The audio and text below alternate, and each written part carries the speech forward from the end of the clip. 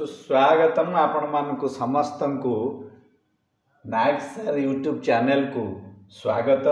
आज एपिसोड 165 रे आम गोटे नुआ जिनस उपरे आलोचना करिबा जहाँ प्रत्येक व्यक्ति पाई प्रत्येक लोक पाई शिशु ठारू आरंभ करी वृद्ध पर्यंत प्रत्येकंक पाई अत्यंत जरूरी।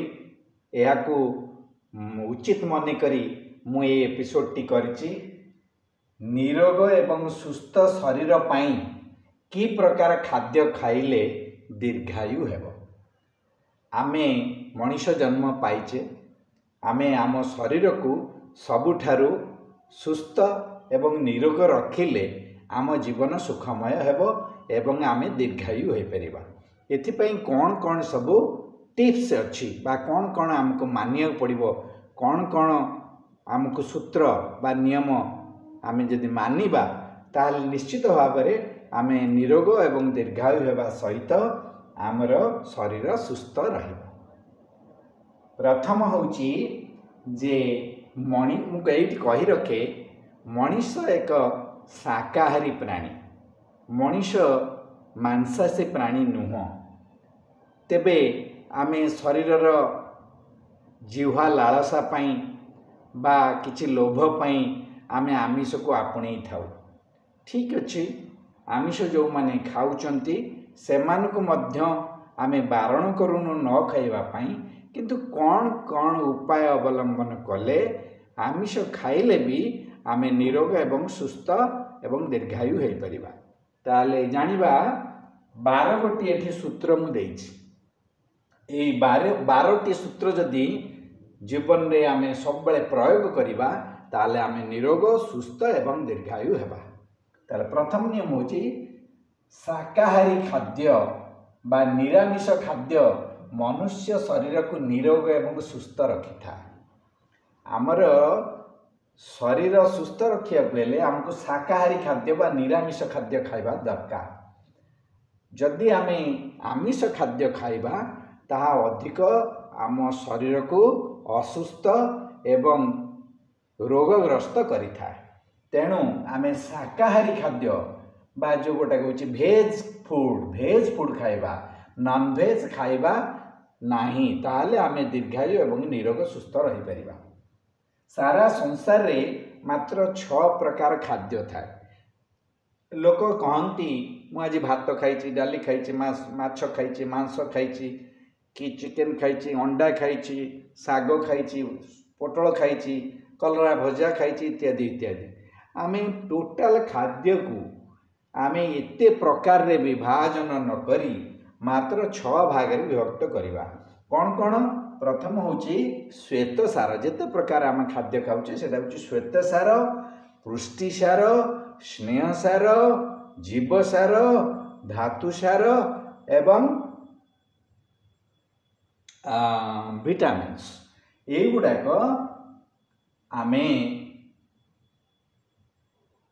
साधारणतः यही 6 प्रकार खाद्य आमे खाउचे।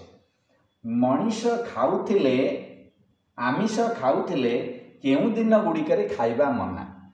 जदि मनीष लोभवशतः बा ता जिह्वार लालसा को प्रशमित न करी जदि से आइंष खाउछि ताहले केउ केउ दिन मानकरे खाइबा मना। मुख्यतः 6 मास वर्ष रे 6 मास खाइबा मना, आउ 6 मास पाखापाखि 6 मास खाइबा मना, आउ 6 मास खाइले चलेबो। कौन कौन से गुड़िक सब जानिबा दरकार ना? प्रति मासर संक्रांति, मासको गोटे संक्रांति पड़िबो, संक्रांति रे आमे आइंष खाइबा नाही। मासको 2 थर, गोटे शुक्ल एकादशी, गोटे कृष्ण एकादशी, 2टा एकादशी पड़िबो। से एकादशी मानकर मध्य आमे खाद्य आमिष ग्रहण करिबा नाही, खाद्य रे आमिष ग्रहण करिबा नाही। पूर्णिमा 12 मास रे 12टी पूर्णिमा एवं 12 मास रे 12टी अमावास्या तिथि रे आमिष खाआंतु नहीं। जदि आइंष खाउ थांती ताले ए तिथि मानकर संक्रांति, एकादशी, एकादशी प्रति मास रे 2टा पड़े एवं पूर्णिमा एवं अमावास्या ए दिन ए तिथि मानकर आइंष खाआंतु नहीं। बुझेला? यह बाद ये तिथि गुड़िक बाद आहुरी केतेक पुण्यतिथि सब रही सेगुड़िक आमे आइंस खाइबा मना यथा सांब दशमी, जन्माष्टमी, गणेश चतुर्थी, श्रीपंचमी, दुर्गाष्टमी, रामनवमी, महावीर बा हनुमान जयंती, मकर संक्रांति यही सब दिन मानकरे माघ सप्तमी, अणा नवमी, ये सब तिथि मानकरे आमे आइंस आहुरी अनेक अच्छी यही तिथि मानकरे आमे आइंस खाइबा मना। आइंस जदि आमे खाइबा ता शरीर पाई निश्चित क्षतिकारक, ता रोगग्रस्त कराए। बुझीगला। तेणु आमे या बादे आमे 5 मास गोटे वर्ष रे 12 मास रु 5 मास आइंस छाड़िबा भल। को मास ना गोटे होची बैशाख मास। बैशाख मास रे आइंस खाइबा भल नुहे। बैशाख मास,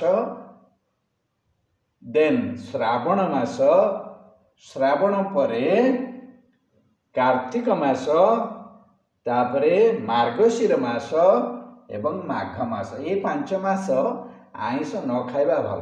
ता छड़ा कार्तिक मासर पंचुकरे आदौ आइंस खाइबा कथा नुहे। एपरिकी कुहा जाए जे पंचुकरे बक पंचमी तो कहू जे से 5 दिन आइंस बग मध्य खाएनी। बग जे आइंस खाए माछ को, माछ होची तार खाद्य, से 5 दिन बक पंचमी कुहा जाए, से 5 दिन मध्य आइंस खाएनी। जदि आइंस बग भली एक आमिषासी प्राणी छाड़ी पारुछि, आमे इच्छा कले छाड़ी परिबा। पंचम पॉइंट, साधारणतः सूर्यास्त पर खाद्य न खाइले शरीर निरोग और सुस्थ रहे। आमी साधारणतः रात्रि समय रे मटन, चिकेन, अंडा, माछ, मांस ये सब खाइबा पई प्राय विभिन्न विवाह रे, व्रत घर रे, विभिन्न पर्वपर्वाणी रे, भोजी उत्सव रे आमे राति रे ही ए भली अत्यधिक खाद्य खाऊ एवं ए भली जो गोटाक आम शरीर पाई क्षतिकारक से खाद्य खाऊ। किंतु साधारणतः सूर्यास्त परे खाद्य हजम प्रक्रिया रे बाधा सृष्टि हुए।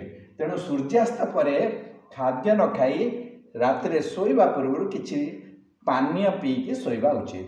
जेमति कि क्षीर, जेमति कि किछि फ्रूट जूस इत्यादि फल रस पीकी सोइले भल।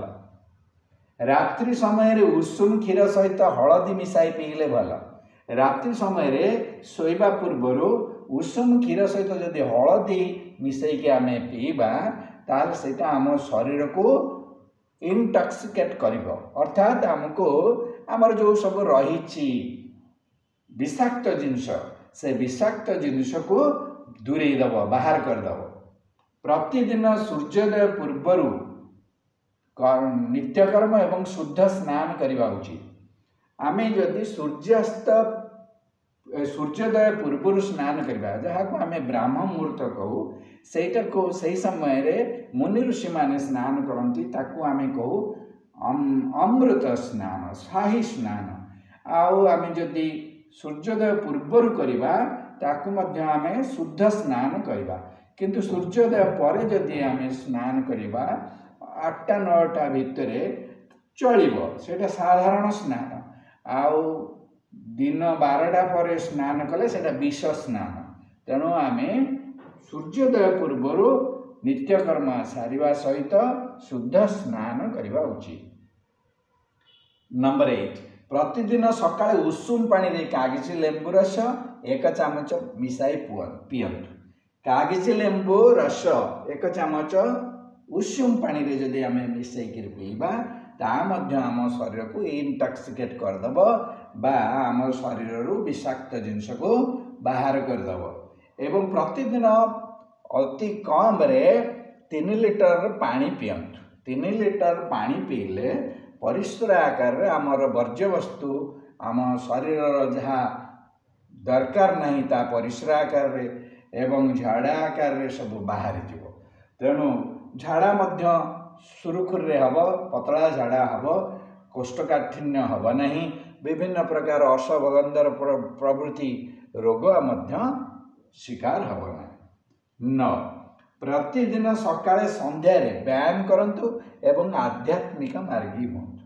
प्रतिदिन सकाळे संध्यारे आम शरीर को सुस्थ रखिया पई आमे व्यायाम करिबा एवं आध्यात्मिक मार्गी हेबा। जदि आमे ईश्वर मार्गी हवा आध्यात्मिक चिंताधारा मार्गी हवा ताले आमे निश्चित भाव में विवेकानुमोदित कार्य करिवारे आग्रही हवा आउ लोभ मोह ए ठारू आमे दूरे रही परिबा। जदि आमे आध्यात्मिक मार्गी हेबा एवं प्रतिदिन सकाळु जदि आमे सकाळे संध्यारे व्यायाम करिबा आम माइंड मध्य ठीक रहबो। देन 10 प्रतिदिन सकाळ 6 ठारू 8 मध्य खाली देहरे सूर्य किरण रे बसंतु। आम शरीर पई विटामिन डी रो यथेष्ट आवश्यकता रही जोटाक सकाळ 6 ठारू 8 भितरे नरम खरारे सूर्य किरण रे आमे जदि बसिबा सकाळे संध्या समय रे मध्य सेमती 4:30 ठारू 5:30 भितर मध्य जदि आमे सूर्य किरण रे बसिबा ताहाले खाली देहरे ताहाले आम निश्चय विटामिन गुड़िक आमे पूरण करि परिबा। प्रातः काल रे एवं संध्या समय रे गजामुग गजाबुट बादाम खातु एवं नियमित चलतु। ये सब होची कौन आमर मिनरल्स रो अभाव रहिबो नै विटामिन्स रो अभाव रहिबो नै धातु खनिज लवण रो अभाव रहिबो सॉरी खनिज लवण नुहे धातव लवण रो अभाव रहिबो नै। तेणु गजामुट गजामुग गजाबुट बादाम इत्यादि आमे दैनिक सकाळ संध्यारे खाइबा एवं नियमित आमे जदि चलिबा ताले शरीर सुस्थ रहइबो। चलिबा द्वारा हमकु आम शरीर फिट रहइबो एवं डायबिटीज ब्लड प्रेशर भली अनेक प्रकार रोग सब आम ठारू मध्य दूरेई जिवो। सर्वोपरि हर्षोत्फुल्ल खुशी मिजाज एवं सर्वदा सकारात्मक चिंता पोषण करते सब हस खुशी रे रहिबे सब बेले मन खुशी रे रहिबे खुशी मिजाज रे रहिबे एवं सर्वदा सकारात्मक चिंता पोषण करिवे। पॉजिटिव माइंड बा सकारात्मक चिंता जदि आमे पोषण करिवा नेगेटिव माइंड ठारू आमे जदि दूरे रहिबा ताले आमे निश्चित भाव में निरोग शरीर आमर सुस्थ रहिबो एवं आमे दीर्घजीवी हेई परिबा। यही 12 नियम मानिले आपण सर्वदा निरोग सुस्थ और दीर्घजीवी रहिबे। निश्चित भाव में यही एपिसोड 165 आपण मान पाई अति उपयोगी हेतिबो बोली मो अनुभव करुची। जदि आपण को एटी पसंद लगी आपण लाइक सब्सक्राइब और शेयर करिया को भूलिबे नहीं। रहुची जय जगन्नाथ जय जगन्नाथ जय जगन्नाथ।